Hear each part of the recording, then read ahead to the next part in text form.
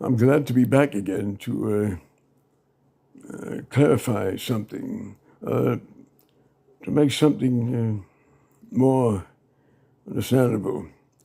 I mentioned that these devices, I mentioned that there's a bad force that was opposite a good force that there is. There's a good force and there's a bad force that we're bounded by. And I'm sort of in a realm different than other people where I actually feel these forces in the atmosphere and feel me. Well, the good force was always for me, wanted me to be successful in anything I set out to do.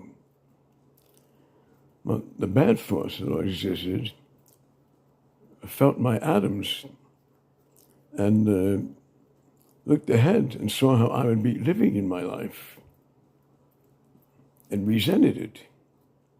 The bad force was resenting life I was supposed to have lived very freely and comfortably. But the good force was always for me in anything I'd set out to do. And I'm bounded by those forces. But you people wouldn't understand that because your atoms are not like mine. And you aren't close to a realm that I'm part of, where I'm actually felt by these forces. And I feel them. But the good force is for me.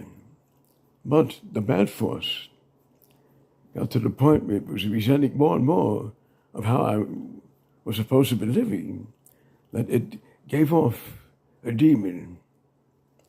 A demon came from this bad force, people. Can't explain it any other way. But your minds can't conceive of anything like that. But there's a bad force and a good force. And the bad force can do things, can make things appear. Well, a demon came out of this bad force to target my life.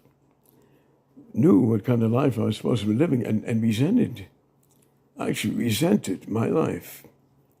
This demon, it had resentment towards me.